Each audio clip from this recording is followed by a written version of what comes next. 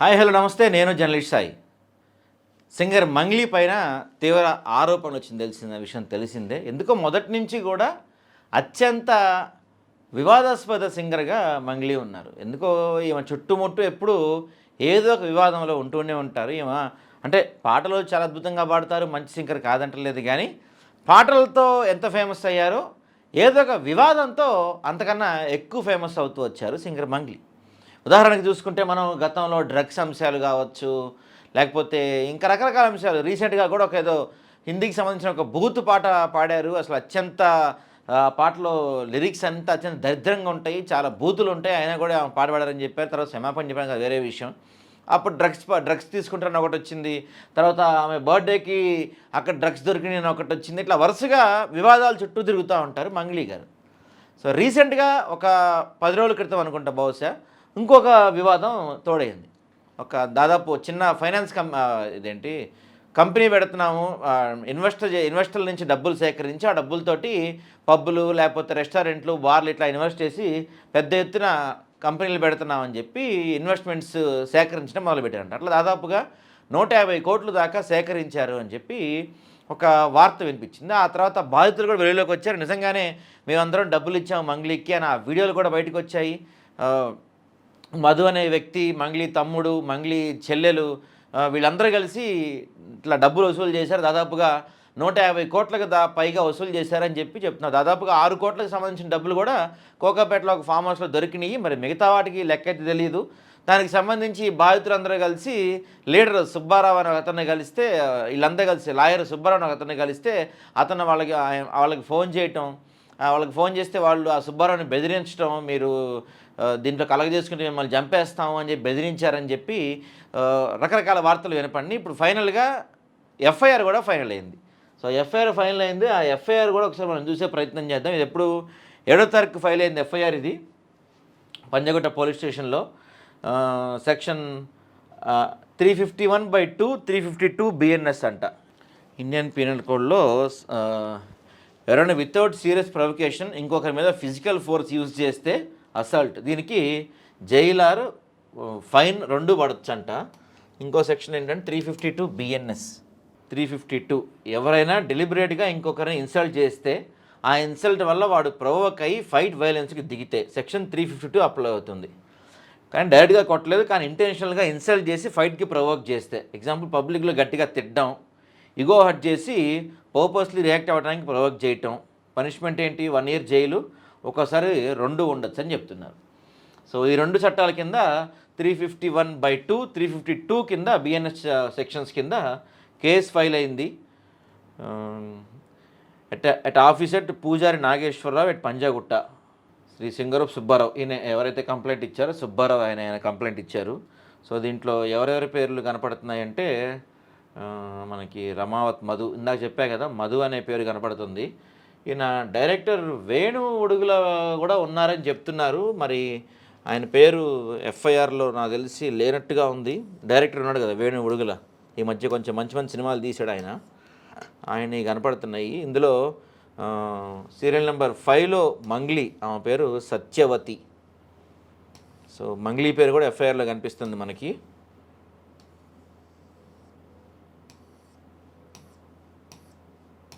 So complaint copy కూడా ఉంది. గుమ్మడి Narsaiah complaint copy ఇది 27 3వ తారీఖు రాసింది.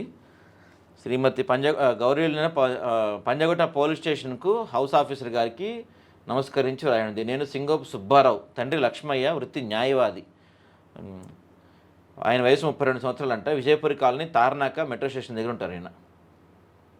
నెలల క్రితం నా దగ్గరకు హేమకాంత్ రెడ్డి, మధుసూదన్ రెడ్డి, తిరుమల్ మరియు కొంతమంది వ్యక్తులు డబ్బులు మోసపోయిన విషయం మీద నా వద్దకు న్యాయం చేయమని వచ్చారు.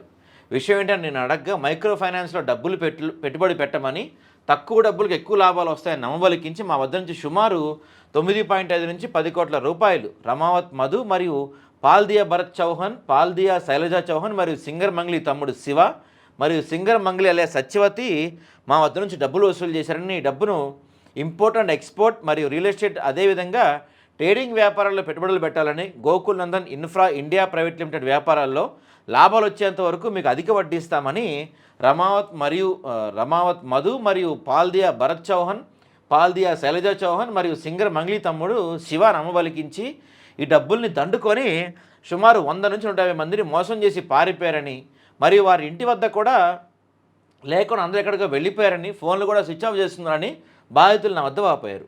అసలు విషయం ఏంటని తెలుసుకుందామని తెలిసిన మ్యూజిక్ డైరెక్టర్కు ద్వారా మంగ్లీని సంప్రదించినప్పుడు తాను చాలా అసభ్యంగా, అభ్యంతరకరంగా మరియు న్యాయవాద వృత్తిని అవమానించే విధంగా మాడారు. నేను ఏం జరిగిందని సంప్రదిస్తే తాను అత్యంత జుగుప్సాకరంగా మాడారు. అంటే ఈ సుబ్బారావు అనే అతను ఒక మ్యూజిక్ డైరెక్టర్ ద్వారా మంగ్లీ నెంబర్ తీసుకొని ఏమైందని కనుక్కుందామని ఫోన్ చేస్తేనే ఆ మంగ్లీ ఈ సుబ్బారావుని బూతులు తిట్టారంట.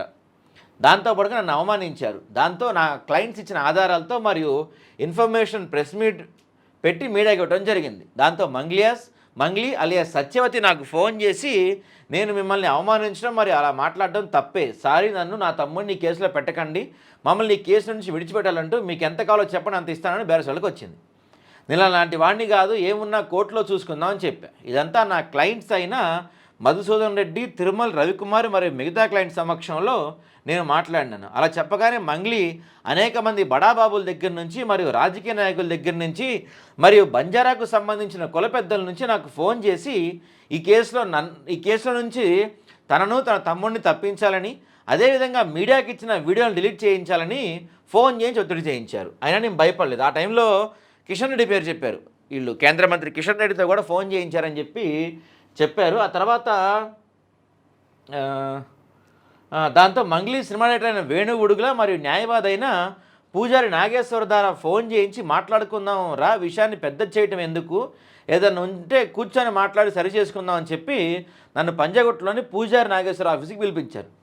అక్కడికి నేను మరుసటి రోజు మధ్యాహ్నం సుమారు 3 గంటల ప్రాంతంలో నా క్లయింట్స్ సహా అక్కడికి చేరుకొని మాట్లాడినాం. ఈ మీటింగ్లో సినిమా డైరెక్టర్ వేణు ఉడుగుల మరియు మంగ్లీ, న్యాయవాది Pujari Nageswararao, cinema music director Suresh Bobbili మరియు వారి తమ్ముడు శివ మీద కేసు పెట్టవద్దని మీడియాకి ఇచ్చినటువంటి ఇంటర్వ్యూస్ డిలీట్ చేయించమని నాపై ఒత్తిడి తెచ్చారు. అయినా నేను వినలేదు. దాంతో మంగ్లీ అనేకసార్లు నాతో మాట్లాడి నా మీద, నా తమ్ముడి మీద కేసు పెట్టకుండా ఉండాలంటే మీకు ఎంత కావాలో చెప్పండి అని చెప్పిందంట. అయితే ప్రధాన నిందితుడు రమావత్ మధు మరియు పాల్దిన్ భరత్ చౌహాన్, పాల్దియా శైలజా చౌహాన్ మరియు సింగర్ మంగ్లీ తమ్ముడు శివను పోలీస్ స్టేషన్లో లొంగిమని చెప్పాను. దానికి ఆవిడ ఒప్పుకోలేదు. లేదంటే వీరిని మీరే నా పేరు చెప్పి డబ్బులు వసూలు చేశారని కంప్లైంట్ ఇచ్చి పోలీసులకు అప్పగించాలని చెప్పిన. దానికి కూడా సింగర్ మంగ్లీ ఒప్పుకోలేదు. అయితే వీరిని మాకు అప్పగించండి, వీరు ఎక్కడ ఉన్నారో మీకు తెలుసు కాబట్టి అని చెప్పినా దానికి కూడా ఒప్పుకోలేదట. ఇక చేసేది ఏమి లేక నేను అక్కడి నుంచి బయటకు వస్తున్న సమయంలో డైరెక్టర్ వేణు ఉడుగుల నా దగ్గరికి వచ్చి నేను చెప్పే మాట విను, నేను మాట్లాడతా, నీకు ఎంత కావాలో చెప్పి కేసు విడిచిపెట్టడానికి, లేదంటే నేనేం చేయాలో అది చేస్తా అని నన్ను తక్కువ అంచనా వేద్దని డైరెక్టర్ వేణు ఉడుగుల నన్ను బెదిరించారంట. సరే, బెదిరించారంటే మరి చూడాలి, ఆయన్ని అడుగుదాం ఒకసారి. ఈ విషయాన్ని అతడిని కూడా స్నేహితుడు తిరుమల మరియు రవికుమార్ చూస్తూ ఉన్నారు. ఇదే సమయంలో మంగ్లీ నా వద్దకు వచ్చి కోపంతో నన్ను బూతులు తిడుతూ నిన్ను చంపేస్తానని చెప్పి, నిన్ను చంపి నీ బాడీ ఎవరికి తెలియకుండా చేస్తానో ఒక కేంద్ర మంత్రి పేరు ప్రస్తావించింది. అదే కిషన్ రెడ్డి పేరు ప్రస్తావించిందని చెప్తున్నారు. మరి కిషన్ రెడ్డి గారికి మరి ఏంటి, ఆయన కూడా క్లారిటీ ఇవ్వాల్సి వచ్చింది ఇప్పుడు ఈ అంశంలో. ఎందుకంటే మంగ్లీ గారు పదే కిషన్ రెడ్డి నాయకులని చెప్తున్నారంట. ఈ విషయం జరుగుతున్న క్రమంలో పూజారి నాగేశ్వరరావు గారు వేరే క్లయింట్స్తో వేరే రూమ్లో మాట్లాడుతున్నారు. ఇంతలో మంగ్లీ ప్రధాన నిందితుడు రమావత్ మధు మరియు తన తమ్ముడైన శివను ఫోన్లోకి తీసుకుంది. అందులో రమావత్ మధు ఫోన్లో నన్ను, అరే ఎల్కొడక, నిన్ను ఎవరు కాపాడుతారో, నీ అడ్రస్ ఎక్కడో చెప్పరా, నిన్ను ఎవరు కాపాడుతారో చూస్తారని మంగ్లీ తమ్ముడు శివతో పాటు నన్ను బెదిరించాడు. అదేవిధంగా మంగ్లీ తమ్ముడు శివ, అరే ఎల్కొడక, నువ్వు కోర్టుకు వెళ్ళేటప్పుడు నేను యాక్సిడెంట్ చేయించి చంపేస్తాం, నీ బయట నా వద్ద ఉంది, నిన్ను ఎవరు కాపాడలేరు, ₹1,00,00,000 ఖర్చు పెట్టిన నీ అడ్రస్ లేకుండా చేస్తాను, ఇవన్నీ నాకు కొత్తగా ఇలాంటివన్నీ చేసి బెదిరించాడంట. దీంతో ఘర్షణ జరగబోతుందని గమనించిన నా స్నేహితుడు తిరుమల్ మరి రవికుమార్ నన్ను కిందకు తీసుకువెళ్ళబోతుండగా సింగర్ మంగ్లీ నా పైన భౌతిక దాడి చేయడానికి కూడా ప్రయత్నించిందంట. మరి సింగర్ మంగ్లీ గారు క్లారిటీ ఇవ్వాలి వీటన్నిటికి కూడా. ఒక న్యాయవాదిని కూడా చూడకుండా, అదేవిధంగా సీసీ కెమెరా లేని ప్రదేశానికి నన్ను రప్పించి ఇవ్వని కూడా పథకం ప్రకారం డైరెక్టర్ వేణు ఉడుగులా చేశారు. ఈ విషయం తెలుసుకున్న పూజారి నాగేశ్వరరావు గారు కారులో వెళ్తున్న నాకు ఫోన్ చేసి, ఇవన్నీ ఏం పట్టించుకోకు, నేను మాట్లాడి సరిచేస్తాను, బాధపడకు, తొందరపడి ఏ నిర్ణయం తీసుకోకని నాకు ధైర్యం చెప్పి ఆదరణ కలిగించారు. తర్వాత సింగర్ మంగ్లీ అనేకసార్లు నాకు ఫోన్ చేసింది. నేను ఫోన్ లిఫ్ట్ చేయకపోవడంతో మెసేజ్ రూపంలో నాకు మెసేజ్ చేసింది. నేను చేసిన తప్పు అని, నేను మాట్లాడిన తప్పు అని నన్ను మభ్యపెట్టడానికి కూడా ప్రయత్నం చేసిందట. అయినా నేను ఆ మెసేజ్కి రెస్పాండ్ కాలేదు. అదేవిధంగా మాట్లాడి సమస్యను పరిష్కరిస్తాను అని కేసులు లాంటివి ఏం పెట్టొద్దని పూజారి నాగేశ్వరరావు గారు నన్ను కోరినారు. అయినా సింగర్ మంగ్లీ తన వేధింపులు బెదిరింపులకు వేర్వేరు వ్యక్తుల ద్వారా చేస్తూనే ఉంది. కావున ప్రాణభయంతో అదేవిధంగా వృత్తిద్రోహం చేయలేక తమరిని ఆశ్రయించడం జరిగింది. కావున నన్ను చంపేస్తానని, కేసు వాపసు తీసుకోకపోతే యాక్సిడెంట్ చేయించి చంపేస్తానని, అదేవిధంగా డబ్బులు తీసుకొని కేసు వేయకుండా ఉండాలని, అదేవిధంగా నన్ను బూతులు తిడుతూ జుగుప్సాకరంగా మాట్లాడి ఒక న్యాయవాదిని కూడా చూడకుండా, న్యాయ వ్యవస్థ మీద భయం భక్తి లేకుండా న్యాయవాదినే బెదిరించే స్థాయికి దిగజారినటువంటి సింగర్ మంగ్లీ మరియు మంగ్లీ తమ్ముడు శివ, రమావత్, మధు మరియు డైరెక్టర్ వేణు ఉడుగుల గారులపై చట్టపరమైన చర్యలు తీసుకొని ఉన్నత విచారణ చేసి వీరందరూ చట్టపరంగా శిక్షించాలని ప్రార్థన. ఈ విషయాలకు సంబంధించిన ఆధారాలు తమరికి వాట్సాప్ ద్వారా పంపించారంట. వాట్సాప్ అవి కూడా మనకి.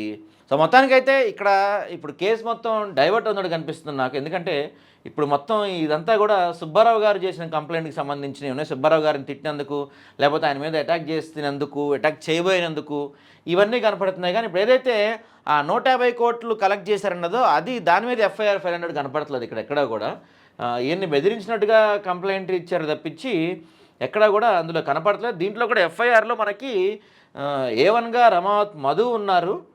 తర్వాత A2 పౌల్ భరత్ చౌహాన్ అంట, ఎవరో పాల్ అలియాస్ భరత్ చౌహాన్. తర్వాత పాల్ అలియాస్ శైలజా చౌహాన్. తర్వాత శివ బ్రదర్ ఆఫ్ మంగ్లీ, వీళ్ళు 4గా ఉన్నారు. A5 మంగ్లీ సత్యవతి పేరున్నారు. సో మరి ఇందులో మన వేణు ఉడుగుల పేరు లేదు ఎందుకనో మరి ఇందులో ఎఫ్ఐఆర్లో. సో ఈయన చెప్తున్న దాని ప్రకారం అసలు ఆ ప్రాంతానికి సుబ్బారావు గారు నా ప్రాంతానికి పిలిపించిందే వేణు ఉడుగుల కదా. మరి అప్పుడు మరి ఎఫ్ఐఆర్లో వేణు ఉడుగుల పేరు కూడా ఉండాలి కదా.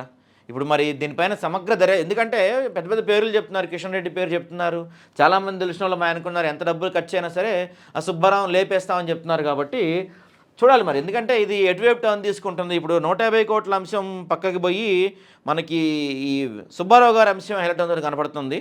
సో ఇది మొత్తానికైతే దీనిపైన సమగ్ర విచారణ జరగాలి. ఎందుకంటే మొదటి నుంచి కూడా ఏదో వివాదంలో ఉంటూ వస్తున్నారు సింగర్ మంగ్లీ గారు. మరి ఇప్పుడు 150 కోట్లు ఎందుకంటే 6 కోట్లు అయితే ఆల్రెడీ మనకి దొరికినాయి అక్కడ ఒక దగ్గర కోకాపేటలో. దానికి సంబంధించిన వీడియోలు అవన్నీ కూడా మనకి సోషల్ మీడియాలో వైరల్ అవుతూ ఉన్నాయి. కాకపోతే ఇప్పుడు దీనికి సంబంధించి ఎలా ముందుకెళ్తారు, విచారణ ఎలా సాగుద్ది. ఇప్పుడు మెయిన్గా ఈ సుబ్బారావు గారి కేసు ఫైల్ అయింది, ఆ 150 కోట్లకు సంబంధించిన కేసు ఎప్పుడు ఫైల్ అవుతుంది, దానికి సంబంధించిన విచారణ ఎలా సాగుద్ది, దీనికి పర్ఫెక్ట్గా ముందుకెళ్తారు లేదా అంటే అంశాలని కూడా చూడాలి.